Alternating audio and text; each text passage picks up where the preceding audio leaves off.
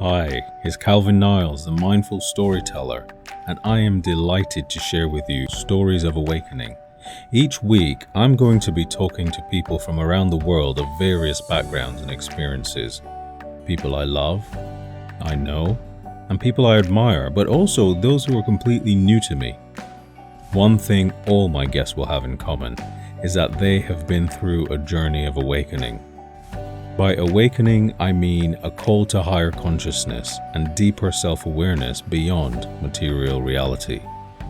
These stories will be real, challenging, funny, stimulating, and insightful. We're going to take our good time with these conversations.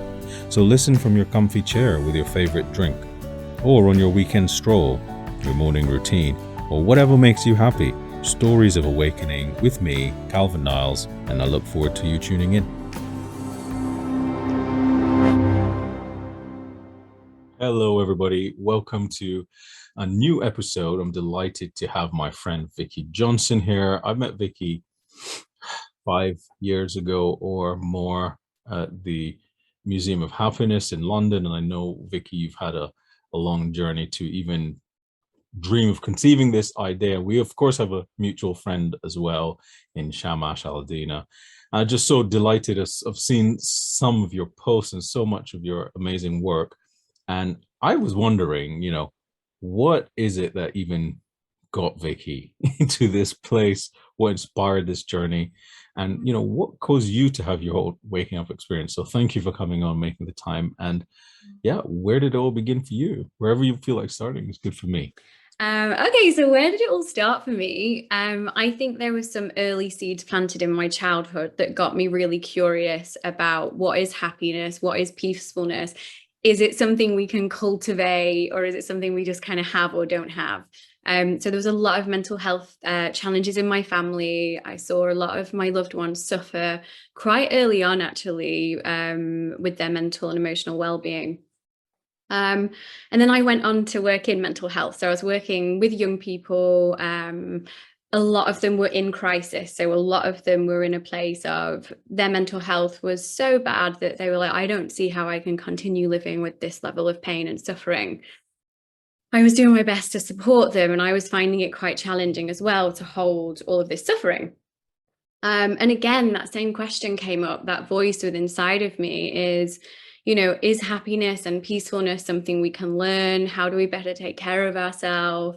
And then I met Shamash Aladina, so our mutual friend. He is quite a famous mindfulness and meditation teacher. And we just had this chance, kind of beautiful. I think it was a miracle that we met, not a chance. And he invited me on a mindfulness and meditation retreat that he was running in Morocco. That was the moment for me, actually. It almost like cracked my heart open and answered quite a lot of the questions that I was holding in my heart.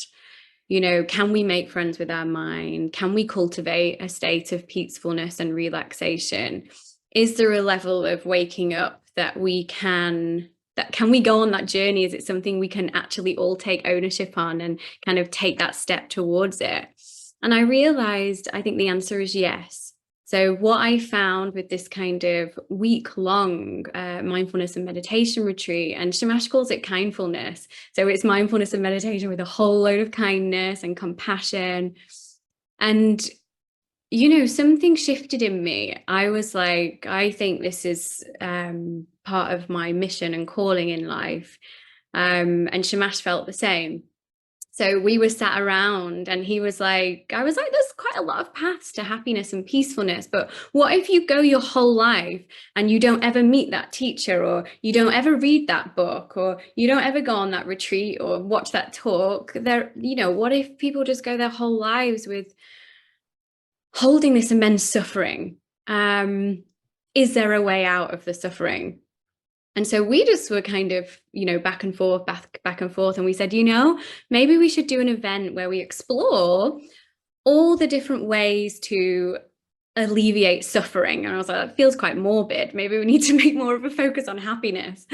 So we ended up doing a pop-up museum of happiness in Spitalfields Market in London. And we'd never ran an event for more than like 40 people before. And we didn't know if it was just a crazy, weird idea. We were like, okay, Museum of Happiness. We were like, we'll do a pop-up Museum of Happiness. We'll have psychologists, scientists, neuroscientists, yoga teachers, mindfulness teachers, doctors of self-compassion, origami, craft, silent disco, ball pools. Like there was a real sense of like joy and peace, and how do we cultivate it? Yeah. And it went viral on Facebook, got seen by 1 million people, and we had 10,000 people sign up within kind of 2 weeks. And we were like, oh my goodness, this thing has got an energy of its own. It's beyond us. Yeah. And we had 10,000 people come. Wow.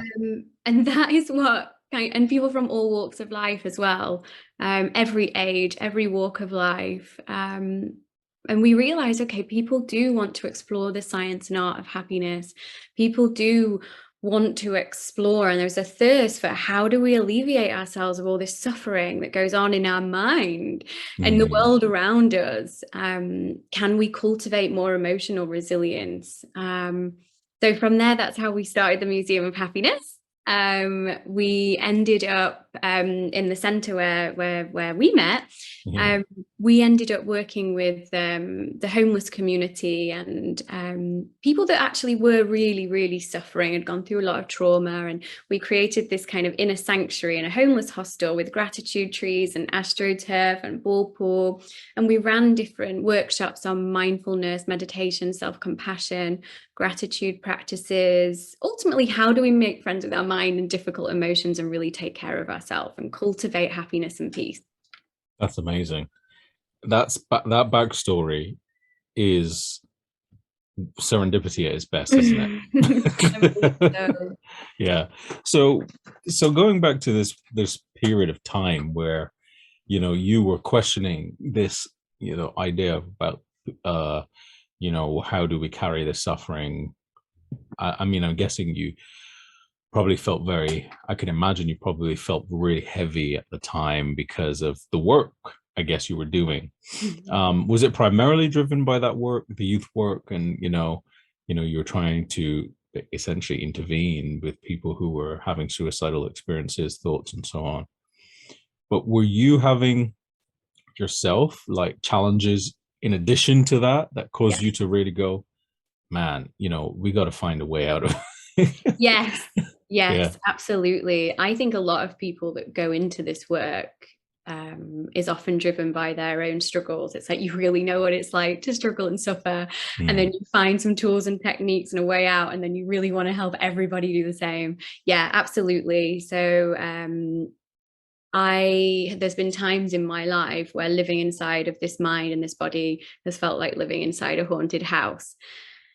And there's no escape, right, when it's within you. And I think because both of my parents, had gone through a lot of trauma, I also have, and there's a sense of, mental health challenges running our family. I was also in a really emotionally hard role of trying my best to be the lighthouse for others, but then what happens when your light starts to go out? So yes, I think my why I do this work, and from the beginning was, I saw the suffering around me. I also knew what it was like to really suffer with my mental health. Mindful, the things that we share and teach at the Museum of Happiness, and I guess the pillars that it's built upon, is mindfulness and meditation. It's a gratitude practice. It's self-compassion and self-care. It's how do we make friends with our mind and our difficult emotions. And I use every single one of those tools, techniques, interventions every single day for myself. Wow. Yeah. And you discovered that before you kind of realized that, hey, I want to share this. I did something I want to share. You discovered it for yourself. And how did that arrive? Was that a moment of serendipity for you? How it kind of arrived in your life, or were you already kind of seeking? You know, one of the things I've been learning in this show is that, you know, people would say, well, you know, I was I had a conversation with someone who said when I was 10 years old, somebody asked me this question about God, and it, ignited his curiosity. And then he went seeking, seeking, seeking, and one thing led to another. It snowballed into this quest. And then some other people just like something just comes out of the blue. It's a bang. So were you already actively on a quest? Did you already know, oh yeah, well, actually this would help me with my mental health, or I'm aware of this um in my family situation which might be helpful for me? Or did you have to learn that along the way, like learn the hard way pretty much? Thanks for being part of this conversation. One of the things I'm learning during this series is that the chapters of each person's story are still being written. If you are conscious of a new story wanting to emerge in your life, but the clutter of your mind is slowing you down, a simple way to start is by decluttering your physical space. Subscribe and download my free ebook, Simplify Your Life, helping you to declutter and make way for the things that matter. Download your free copy at www.simplifyandmakespace.com. I think it was a little bit like learning the hard way. Mm-hmm. I have got a tattoo of a lotus, which is this sense of like the lotuses that grow from the mud. So lotuses can only grow in like really dark, deep, yucky mud. And I think, I learned mindfulness and self-compassion, and that was something that was, as I say, really cracked my heart open. And I think almost like that's where the light got in. They say, don't they, the cracks where the light can get in. And I felt really called to share that and the gratitude practices. But then I think it's been a journey of the deeper the suffering of things that have happened over the years. I think it's led me to go deeper into my own spiritual practices. And then I think that enhances what we share within the organization. So there's actually one story, I think, that kind of acted as a little bit of a catalyst that kind of threw me much deeper into more spending time in Buddhist monasteries and going to India and Vipassana and all of those things. So we had this center, this Museum of Happiness Center in Camden. I thought we'd be there for many, many, many years. We had done a crowdfunder campaign. So it was kind of co-created by the community. And unfortunately, we were only able to stay there 1 year. And it was a real shock. It was like such a shock. It was really, really unexpected. And that it really, really challenged everything. I was like, oh my goodness, we've got this center. We had people being like, I don't know what I would do if you weren't here. We were really starting to see progress with the residents that lived there. And we'd built this community hub that almost felt like it'd just then been taken off us, and like the rug had been pulled from with under us. And I really didn't take it well. Within a week, there was kind of like 3 quite traumatic things that happened all at once within this 1 week. And I fell into quite a deep depression. I think it was the mixture of the shock, the overwhelm, like the responsibility, the pressure of like, how am I going to break this news to the community? We're supporting so many people. And there was also this deeper question of like, well, who am I if we don't have this Museum of Happiness? Like, it kind of challenged my identity, my purpose, and also my trust and faith. I was like, really? Like, and so I didn't know what to do with myself. I did fall into quite a deep depression. And I booked myself on a retreat, a mindful self-compassion retreat. And I was able to kind of access a bit of inner wisdom. And there was this little voice inside of me that was like, trust the process, universe, God, whoever is not trying to just screw you over. You have to just trust the process here. And it might not feel right or fair, and you don't have the full picture, but just you have to trust. And you have to be really kind and gentle with yourself, because this is hard enough. And it was the first time I ever asked for help. I was really used to being the helper. And I had to ask for help. Like, I had to get a therapist. I had to ask my friends and family to help. I had to, say to my colleagues, actually, Do you know how geese go in a V and there's a leader at the front, and then when the leader gets tired, they join the back? Yeah. I had to do that. I was like, okay, I need to just surrender to this and let go. And it was a real harsh lesson of letting go and surrendering and attachment. I had become so attached to this physical space and everything that it meant. And I had to let go of it. And it was really hard. Yeah. And I think I went to India. I went to live in a place called Auroville for a month just to kind of help that kind of letting go process and work on healing and the shock and everything like that. So I went to an eco village. It's more like an eco city now. It was founded about 50, I'd say maybe 54, 55 years ago by two people, Sri Aurobindo and a lady called the Mother. And they had this vision of having a place which was built around human unity. And it's one of the places in the world where there is a temple there, but it's not connected to religion. And they say, go and worship the divinity that's within you. Go and help cultivate more peace inside of yourself and raise your levels of consciousness to a higher level of consciousness, because that's what the world needs. So I got myself in that temple every day for a month, and I felt completely different. I was like, okay, we let go, we trust, and can I just take the learnings of this and move on? So I think that was another kind of quite key moment, I think, in my life. And Yeah. I've spent quite a lot of time in Buddhist monasteries, which has been something that I think has really helped support this kind of whether you want to call it purification process or inner cultivation. Yeah. Yeah. Thank you for sharing that. Yeah. Wow. Whew. I can only imagine how intense that would have been for you. Especially given, you know, you essentially leaving a work that was already super intense and then saying, right, you know what, now it's all about this early intervention, cultivating happiness before people feel, like they want to end their lives and things like this. And then boom, you're hit with this really shocking loss and series of traumas. Did you already know about all of this kind of,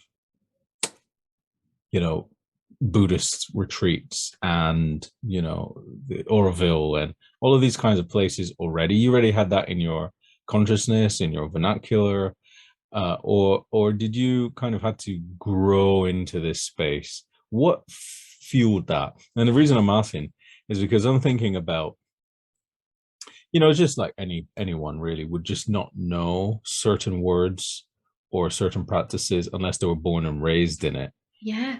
So you ended up so gravitating towards this space which has served you really well. How did that arise in your life? How did that kind of spark? So more kind of wasn't born into this, and definitely kind of was more guided into this space. So meeting Shamash actually was a real kind of heart opening process into this world of spirituality. I feel like he really helped kind of, I didn't even know any of this stuff was going on. Yeah, All okay. this stuff in London, there's all these communities, all this kind of, these spiritual communities, and I had no idea. There was a community that he introduced me to called Service Space, which is all about inner transformation. It's 100% volunteer-led organization. And they run something called Awaken Circles. So bringing together the kinship and the awaken. And they have been a huge part of kind of my journey of like, I wouldn't have ever heard about Auroville if it wasn't for them, or Vipassana, or some of the words that I'm using about kind of inner cultivation. So they were a huge part. Actually, all of their events are as a gift, doesn't cost any money. It's a really beautiful community. It's quite pure, isn't it? There's a purity Like, about it. I don't know if I know of another organization like them, to be honest. Yeah. they have really inspired my own personal journey and the Museum of Happiness. Wow. You mentioned, I asked you that question because I was sort of reflecting myself, thinking about, you know, we've had Bill O'Brien on here, who was a Jesuit priest. He was born into the Jesuits order, actually. So he was deeply schooled in Catholicism, of course, from the Jesuit school. And um, he would, of course, had that language, and he actually had to go the opposite way, which was to break Unreal. out, Yeah. to break out of these things that he felt were confining or constraining his true spiritual growth, or at least the next stage of it. I don't want to say true, but for him, it became limiting. And then I think about myself, um, things that helped me. So of course, I'm from a Christian background, and when I say Christian background, I didn't go to church every Sunday, but I'm just thinking about some of the experiences that seem to arrive in my life were quite curious. And I don't even remember how I found my first retreat. I also practice Vipassana, and I don't even remember what made me pick that. I didn't know anybody who did it. Oh yes, this was serendipity. I just remembered now. I ran a startup, and I was reading an article written by a founder of another startup, a very successful big thinking person in Spain. And he was talking about how meditation helped him with his startup or something. And the thing hit me so deep in my heart. The way he told that story, I just went, I'm doing that. Nothing, I've never seen anything online that's done that to me. Not a product, not an experience. And that really was helpful for me to, it was like being, you talked about being guided, didn't you, earlier? And I kind of recognize that. So this guidance that shows up, Mm-hmm. do you, how do you know what's guiding you? And do you remember when you first were conscious of this guidance being there? Where you were consciously tuning into, there is something guiding me other than my own sort of logical mind. Yeah. Do you remember where you were, what you were doing, who you were with when it kind of hit you? I think it came up most strongly where it was kind of undeniable, where I couldn't really question it or challenge it anymore, was when all the stuff was happening with the Camden space. There was, I felt like I was surrounded by chaos and so much suffering, and just weird things would happen, like weird synchronicities that would just remind me that everything's going to be okay. It was like everywhere I went, there seemed to be some kind of message or reminder or some kind of synchronicity, to the point where it would even show up in dreams, with books just falling off the bookshelf, or like people leaving gifts in the Museum of Happiness. There was just this pack of cards, which was, I think it was Gabby Bernstein, "The Universe Has Got Your Back." I have no idea who left it. It was to Vicky. I just went in one day, and there was just this, and there was just all this stuff. And every time I meditated, so I think that inner guidance and something higher, it's there. But I think when there's so much chaos in our own mind and we don't have the stillness, we can't access it because there's too much interference and busyness. So I think the more I was out in nature, the more I could feel more connected. The more I went deeper into meditation, I feel like the interference dissolved a bit more, and there was more of a kind of felt more of like an undeniable, like, okay, this is coming from something higher. It's not just me, my little brain, this. Yeah. But what I've realized as well is when things get really, really, really tough, I often find that the guidance also turns up the volume too, which I'm really grateful for. And Thich Nhat Hanh talks a lot about, so the Zen master Thich Nhat Hanh talks a lot around kind of like, there's nothing to fear when you have a path. It doesn't have to be my path or the Buddhist path, or, you know, just kind of a path in some kind of faith or guidance. It can be nature, the universe, God, whatever it is for you. But just knowing that there is something greater than us, and kind of being able to trust the process of whatever is happening, that there is some kind of meaning and purpose, even if we don't know, and we're really in the mud at the time and we can't see how there's ever going to be any lotuses, you know? Yeah. That's super powerful about the path that you just mentioned, because, you know, it was us. Sometimes I go into the reflective spaces of these conversations. So like, yeah. Just bear with me for half an hour while I'm sitting in my gather own. myself. But yeah, so how is that showing up for you now? Like, how does Vicky Johnson now navigate this space? And were there any sort of bigger experiences? Because I'm seeing that, you know, you have come through a very specific. You've got a very insightful, actually, through your experience, through your parents and your family, and then yourself, a really clear understanding of this importance of mental health, and also some good insights as to the challenges that arise around that when you're not necessarily mentally well. And then you've taken that through to serving, and you try to find this way. The seeking has come about. You try to serve here, serve there, but you were still feeling the challenges yourself, and you were guided to this experience, which challenged you. Probably one of the biggest challenges, I'm guessing. Is that fair to say? Is one of the biggest challenges you've ever faced? Have you crashed and burned worse than that? That was probably the biggest.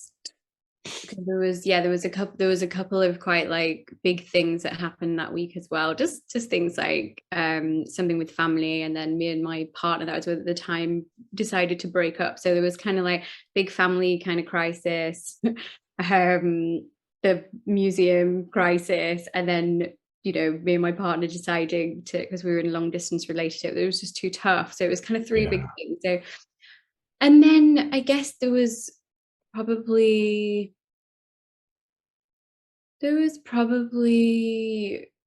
another thing as well, that I don't tend to really talk about too much in things like this, but I feel like it's important to share. So I think everybody goes through trauma in their lives. I've become really, really interested in unresolved trauma and how it all works. And I think there was a point in my life where, so childhood trauma, for example, the subconscious mind's really clever. So it won't ever really show you anything that's too traumatic. It will kind of just put it to one side. And then the way trauma works is it kind of, when it feels like you're in a really well-resourced place and you can hold it, it will start to kind of unravel and show you a little bit more. It won't ever show you, it won't ever share with you things that are likely to re-traumatize you. Like, there's so much wisdom in the body.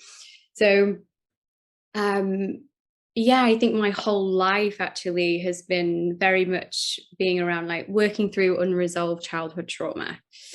So my father, for example, because he had gone through a lot of trauma in his life, he then grew up to be, you know, a traumatized adult.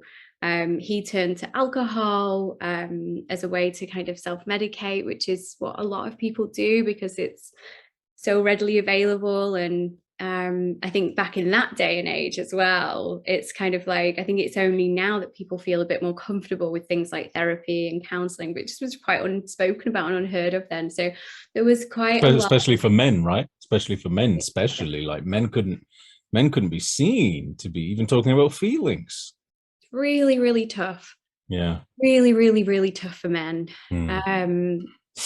And so yeah, there was quite a lot of, and he passed away when I was about 13.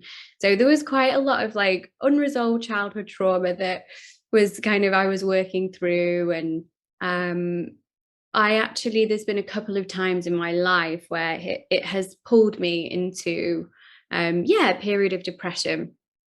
And with that, it's been really interesting actually for me personally to go to these quite dark spaces inside of myself, of like, you know, I mentioned before, you know, sometimes there's been times where living inside this mind and body has really felt like living inside a haunted house, and there's just no escape, and you think, well, how am I ever gonna come through the other side of this? And then I guess the tools, the techniques, spending time in monasteries, has helped me transform what felt like a haunted house into kind of in a sanctuary, a retreat center that I can always come home to inside of myself. But there was one specific moment where I had been in a place of depression for quite a while, and nothing was seeming to work at the time. I mean, it was working, but at the time I was just like, I've done everything. Like, is this just it now? Yeah. And I kind of joke now and say, you know, the despair is what led me to prayer. So I wasn't praying. You know, this was a few years ago. I hadn't prayed since I was a child. We went to a Church of England school, and then I kind of, as I grew up, I started having all these questions of like, and I kind of then just didn't have any spiritual path for a long time.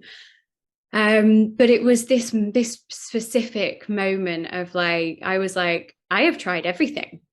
And then I remember I was in Nepal, and I was waiting for my flight, and I was going to India, and I got chatting to a guy, and he said to me, we just ended up in conversation. He was like, you know, very well-to-do, well-dressed. He was having a video call with his family, and really, really nice guy. And he said, you know, I used to be addicted to crack, and I was homeless, and I was an addict. And I was like, what? I was like, I'd never in a million years think that or know that. And I said, wow, what an incredible journey. Like, what happened? How did you go from that to this? And he said, I got down on my hands and knees and I prayed.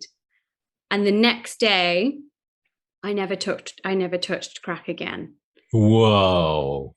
And What, I was, really? That's what you call divine intervention, isn't it? yeah. And there was a part of me, you know, it really stuck with me, and I fully believed him. Yeah. But there was a part of me that was like, Really? I really? Yeah. And I remember it like it was yesterday. I remember being in my bedroom and just being like, I have tried everything. I cannot kind of get out of this dark place that I'm in. And then I just was like, that man, like, he was addicted to crack cocaine and living on the streets, and you know, he prayed, and then, you know, and I literally got down on my hands and knees. And it reminds me a little bit of the scene of when Julia Roberts in Eat, Pray, Love was like, hey God, we haven't really spoken in a long time, but kind of need your help right now. That's what I did. I got down on my hands and knees, and I was like, God, universe, like, whoever, like, I'm sorry that I haven't connected with a long time, and I'm sorry that I don't really know where my belief systems are at. I really need your help. I need your help. I can't do this. And the next day, I kid you not, and I'm quite selective where I share this, because, you know, I know what it's like to be that cynical person. It's like, really? But it feels important. My light had been switched back on. Wow. It had, and I can't explain it. And every day since then, like, I pray every day, sometimes 3 times a day. Wow, you just give me goosebumps, man.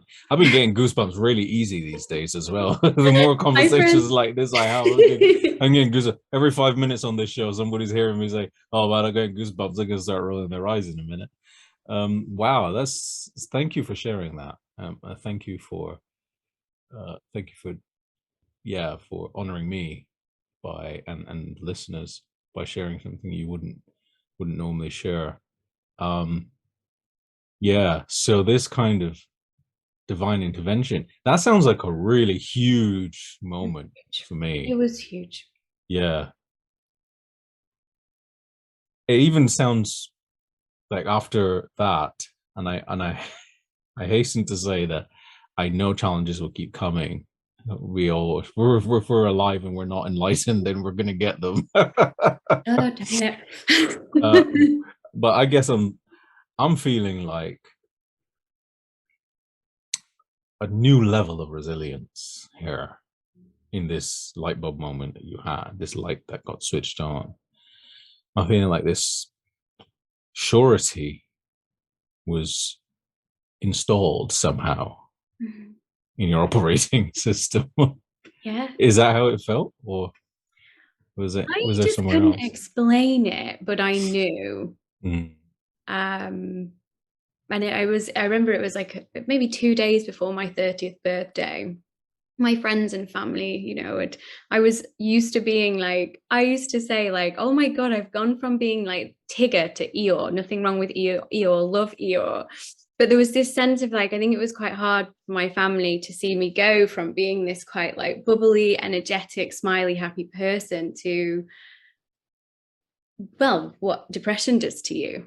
And literally it was a two days before my birthday, was it my 31st? I can't remember, maybe 31st.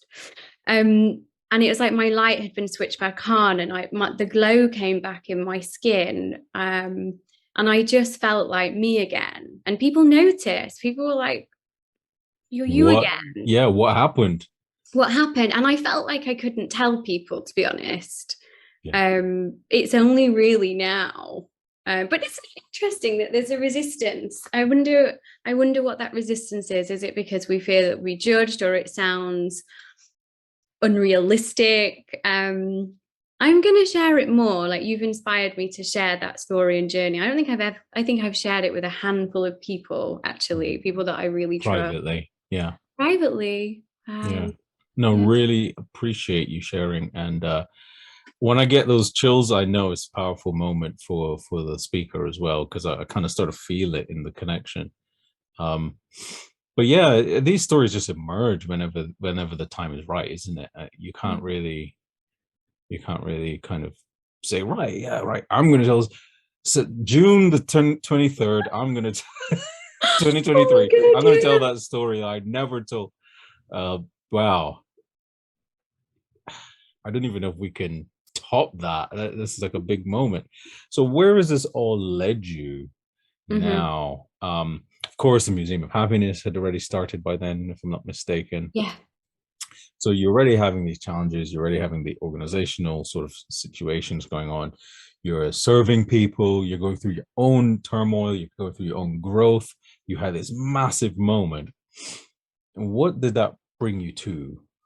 What was the new trajectory? Because that sounds like a completely new trajectory in your Yeah. sort of path. How's that now showing up for you? Is it the gift that keeps on giving? Yes, 100%. Like, prayer is a really integrated core key part of my life now. It led me to India, actually. I went to the Himalayas, and did Vipassana, in the Himalayas. I What a just good picked, place to do it. I just picked at random. So there's Yeah. hundreds of retreat centers, and I just picked at random.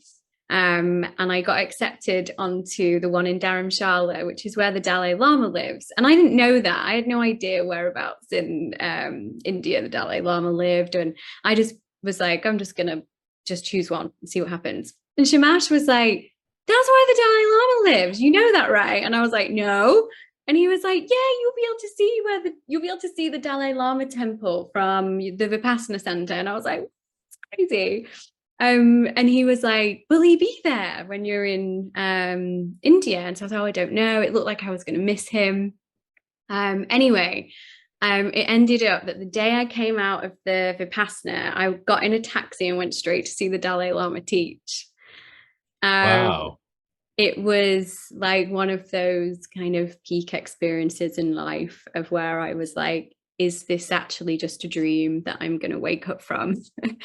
So to go through Vipassana in the Himalayas, to get out on that day and then go and be in the Dalai Lama's presence was just, it was just like words can't describe it. I just felt so immensely grateful.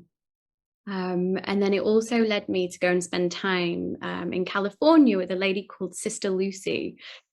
Sister Lucy was a nun. She trained with Mother Teresa. And then one evening, a lady came to her to the nunnery and was like, I'm really worried. I'm going through domestic violence. I'm really worried to go home. Please, can I stay here till I figure something else out? And it was just the nunnery policy that only nuns can stay in the nunnery. So Sister Lucy had to say, I'm really sorry, you can't stay here. And that night, unfortunately, she did get murdered. Yeah, really, really awful. So Sister Lucy felt like incredibly responsible for that, even though, of course, it's not her fault. And she was like, okay, I can't be in a system where we're not able to let anybody through the door that needs to be here. So she went on to start her own centres. She's got, gosh, she must have about 60 centres in India now. And they're called Mahir, which means mother's love. And her policy is we don't turn anybody away.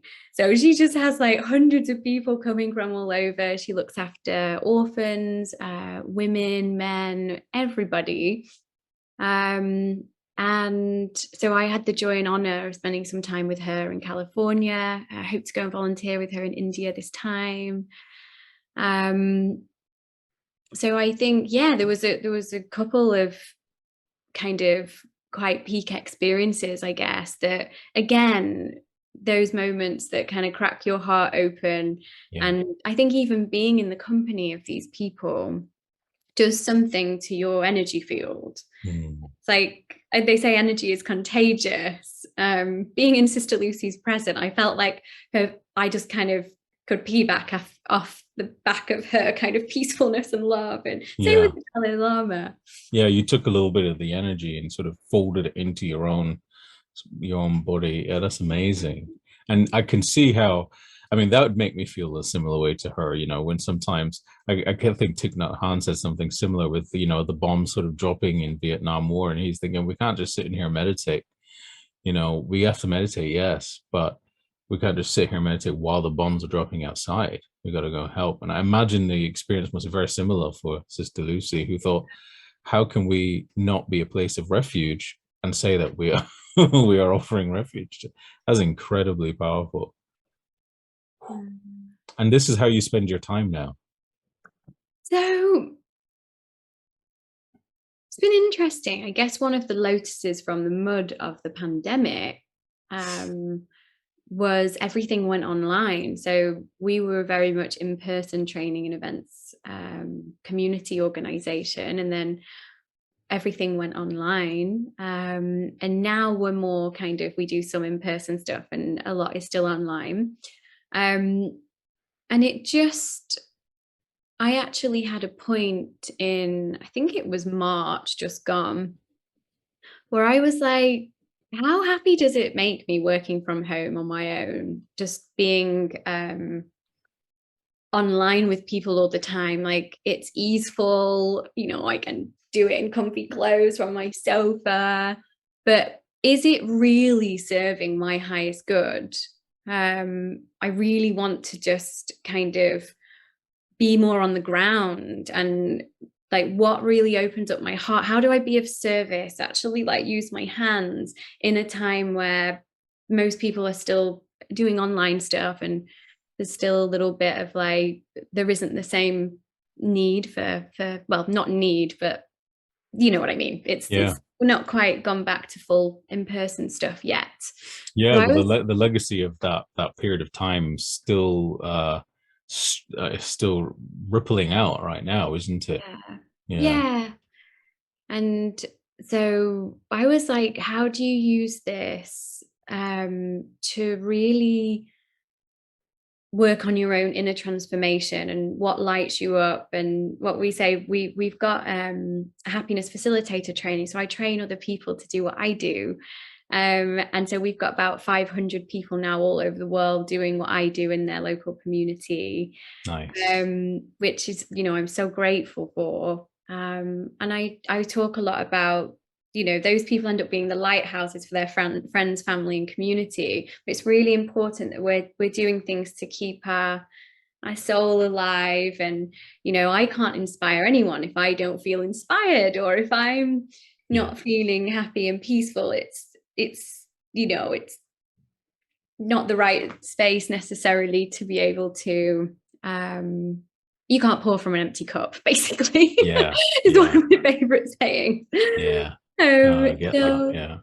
I did a bit of soul searching back in kind of I went to the Buddhist center on New Year's Eve, and it was like 24 hours of you can be there and meditate. And I thought, I might go for 1 hour, 2 hours. And I ended up being there for 24 hours.